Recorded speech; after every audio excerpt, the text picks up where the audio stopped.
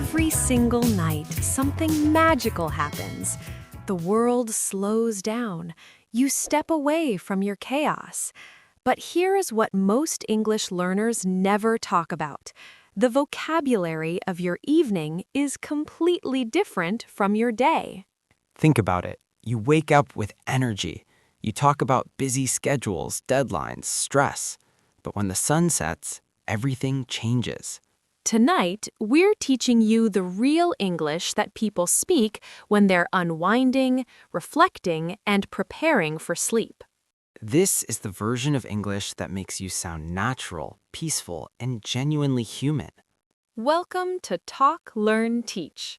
Let's unwind together. Hey everyone, I'm Daniel, and welcome back to another evening with Talk, Learn, Teach. You know what I love about this time of day?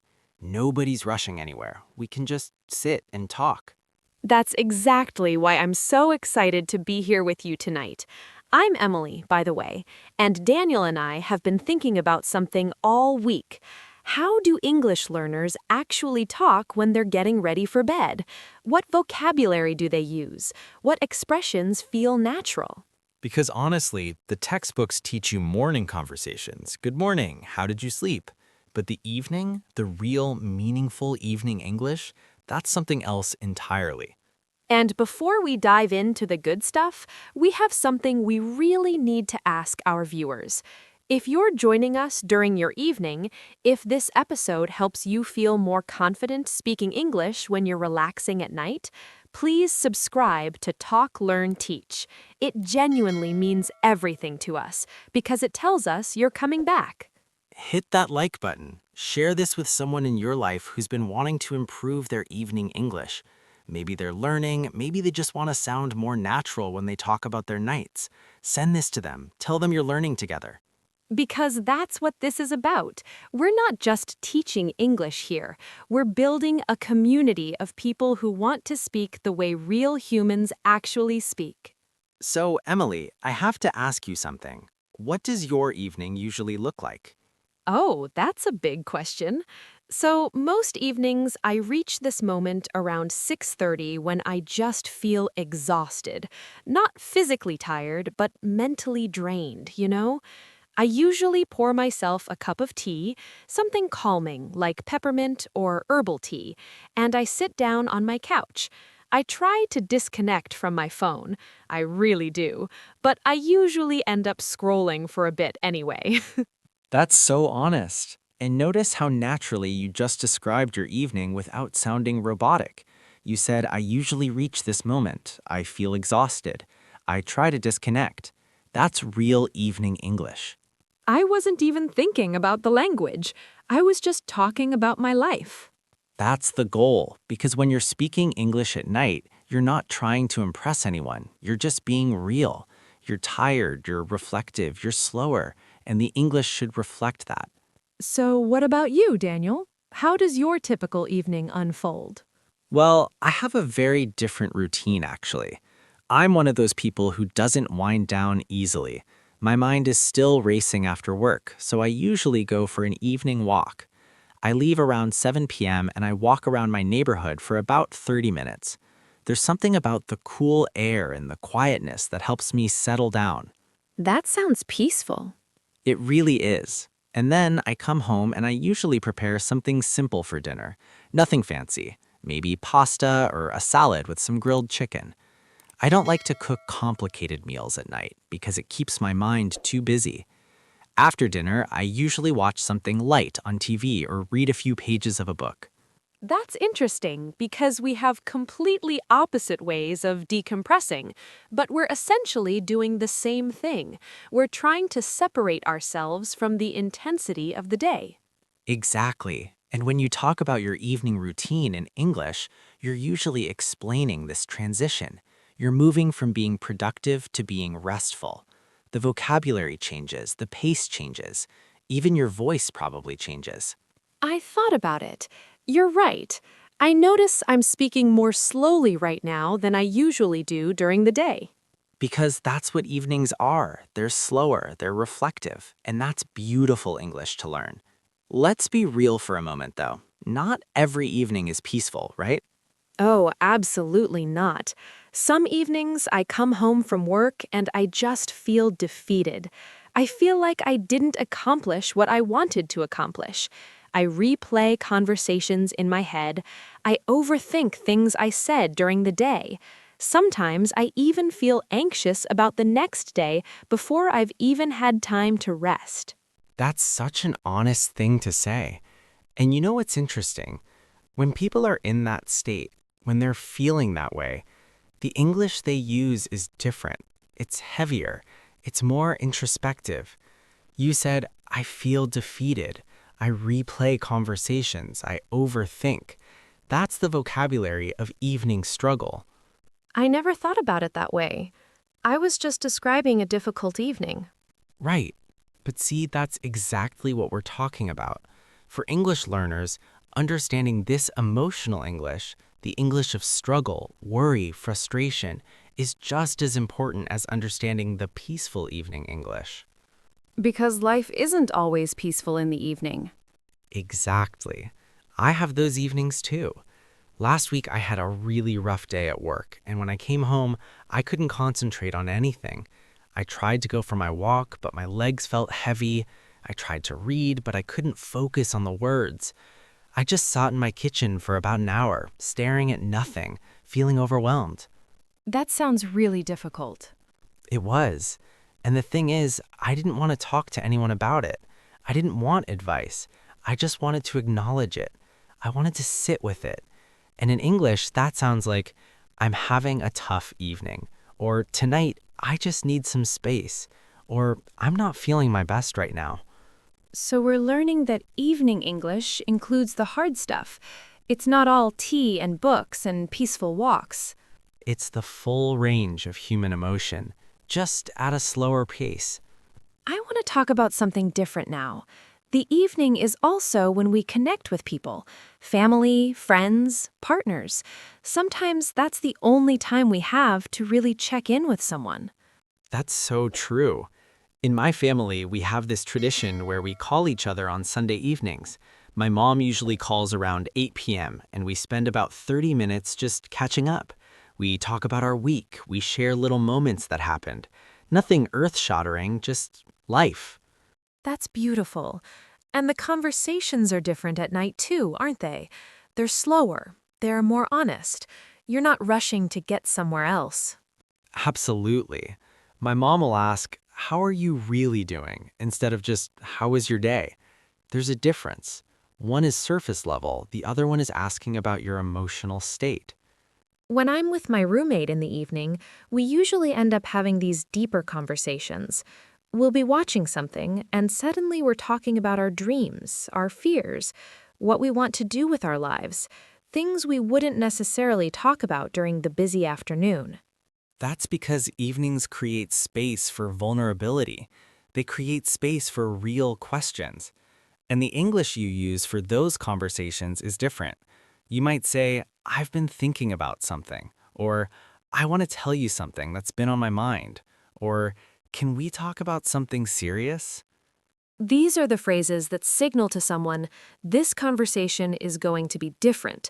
This is evening conversation. This is honest conversation. Exactly. And listeners, if you're learning English and you want to connect with people, really connect, you need to understand this evening vocabulary, because this is when the real relationships happen. This is when people open up. This is when your English becomes more than just words. It becomes genuine connection.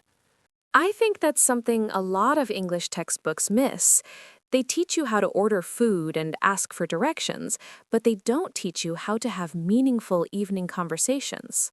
Which is ironic because some of the most important English you'll ever speak happens in the evening, when you're vulnerable and honest and present. So, Emily, can I ask you something a bit more personal? Do you ever struggle with sleep? Actually, yes, more than I'd like to admit.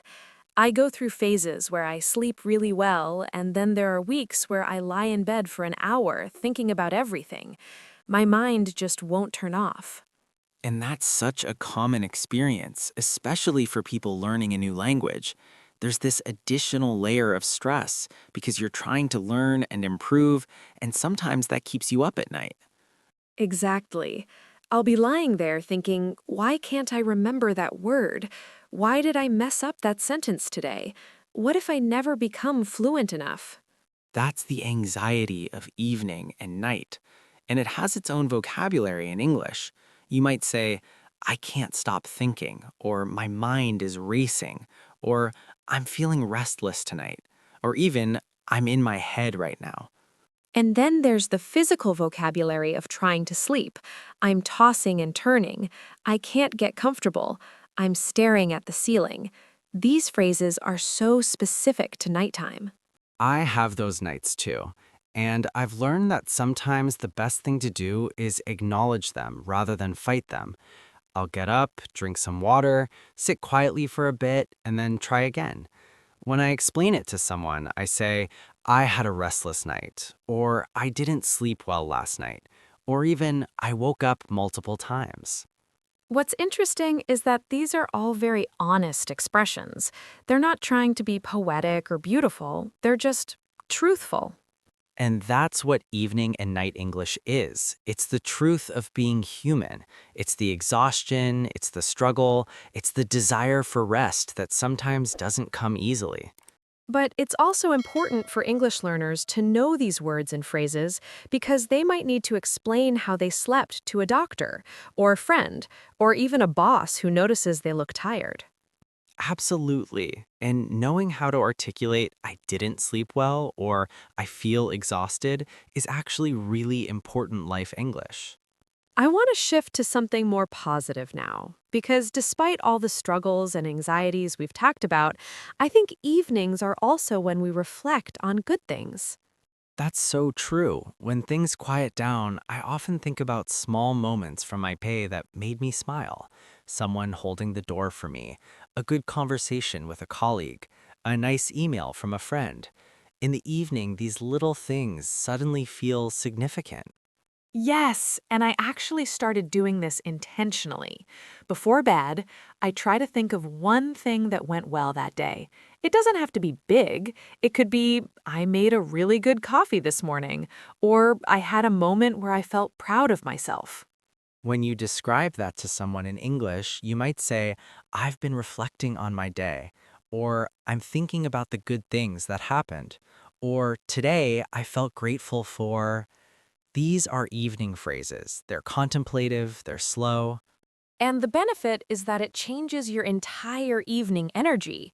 Instead of going to bed thinking about everything you didn't do right, you're going to bed with a sense of accomplishment or peace. There's research about this, actually. People who practice this kind of evening reflection sleep better, feel less anxious, and are generally happier. And it's such a simple practice, just taking 5 minutes to think, what was something good about today? And if you're learning English, you can do this practice in English. You can actually say out loud, I'm grateful for this moment, or I appreciated this person today, or I'm proud that I tried something difficult. That's brilliant because you're combining your English learning with a mental health practice that actually makes your evenings better. Exactly. You're learning vocabulary about gratitude, reflection, and positive emotion, all while making your life better. This is what I love about teaching evening English. It's not just about grammar and vocabulary, it's about making your actual life better through language. So, as we get closer to wrapping up our evening together, I want to talk about the actual transition to sleep, the bedtime routine, because this is such a specific part of the day that has its own vocabulary. Oh, yes. My bedtime routine is probably the most boring part of my day, but it's also the most important. I usually start around 10:30. I brush my teeth, I wash my face, I put on comfortable clothes, what I like to call sleeping clothes, which are basically clothes that don't restrict me at all. And there's specific vocabulary for this. You might say, I'm getting ready for bed, or I'm winding down for the night, or I'm preparing myself for sleep. Even simple things like I'm putting on my pajamas, or I'm turning off my phone, or I'm setting my alarm. I actually keep my phone across the room so I'm not tempted to check it one more time before sleep. I'll tell people I'm keeping my phone away because I need to fall asleep, or I'm trying to avoid screens before bed. See, you just naturally used evening English vocabulary. I need to fall asleep. I'm trying to avoid screens. These are the exact phrases people use when they're talking about their bedtime routine. And then there's the actual getting into bed. You might say, I'm getting into bed now, or I'm heading to bed, or my personal favorite, I'm calling it a night. I love that one. I'm calling it a night. It's so natural, it's so human, it's not formal at all. It's what real people actually say. My mom actually says something different. She'll say, I'm going to hit the hay, which is this old fashioned expression, but I find it so charming. Different people have different ways of saying the same thing. And that's the beauty of learning evening English. There are so many ways to express the same idea, and they all sound natural. You can say, I'm going to sleep, or I'm heading to bed, or I'm calling it a night, or I'm turning in, or even just, I'm done for today. What I appreciate is that none of these sound wrong. They all sound like real human beings talking about going to sleep. Exactly, because that's what evening English is. It's not about being perfect. It's about being natural, being yourself, being a real person at the end of your day. You know what's interesting, though? Sometimes when you're lying in bed waiting to fall asleep, your mind starts thinking about tomorrow. You start planning, you start worrying, you start hoping. Absolutely. I'll lie there and think about what tomorrow brings. I might think, tomorrow's going to be busy, or I hope I get that done, or I'm looking forward to seeing my friend. And there's a whole vocabulary for that evening anticipation. You might say, I'm thinking about tomorrow, or I'm worried about tomorrow, or I'm excited about what's coming. Even, I'm hoping for a good day tomorrow. Some people talk about their dreams.